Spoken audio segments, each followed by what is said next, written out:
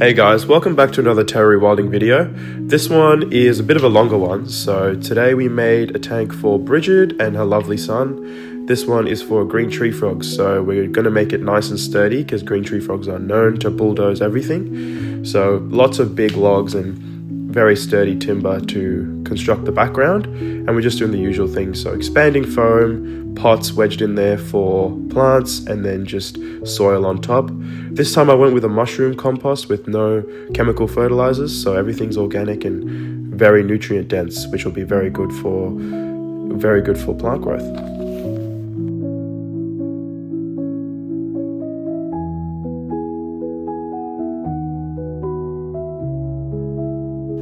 Just wanted to say a few remarks here as well. With this kind of business and being in the hobby myself, we often get carried away in the species and all the different things we can keep and forget the wild ecosystems and beautiful native habitats that these things come from.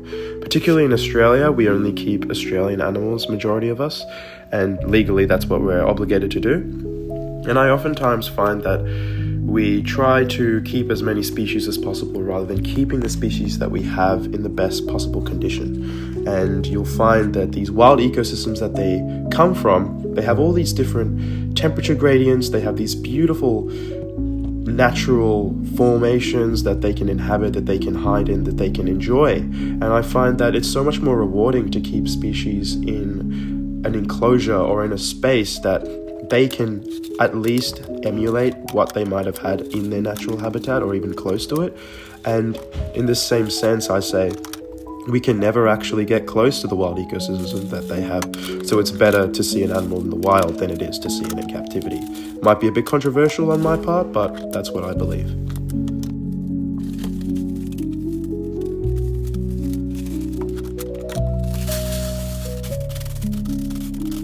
Either way though, we still do our best to make the ecosystem that the green tree frogs and other species that I do down the track would like, just to make them have the best lives that they possibly can. As we live in Victoria, we're legally not allowed to release animals from captivity into the wild, and we're not allowed to take animals from the wild into captivity, of course. So the animals we have in captivity are going to be the animals we have in captivity. So at least giving them the best lives that they can possibly have is the best thing that we can do for them. So here I'm just building the usual rock wall and making the water section. You saw that I added a drainage layer and a pump in there. And then my favorite part is just planting, which really just brings everything together. A lot of native Hoyas here as usual. I like to use friendship plants as well. They just grow so easily. A lot less maintenance and hassle for the customer, just making the tank basically look after itself. Yeah, planting went pretty well, very early stages, and it was very nice to see how this grew in. And then a few mosses in there really brings everything together in my opinion.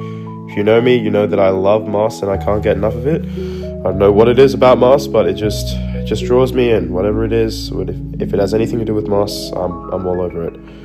But yeah, then the bromeliads put in, green tree frogs and other frogs really love cuddling up in bromeliads, especially the ones without spikes, which we prefer to use, of course. Yeah, the water feature started working well. Here's the tank in about a month of growing, and then the last video you'll see is the tank at the client's house, all assembled and grown in. Thanks for watching this video, and I hope you tune in for the next one.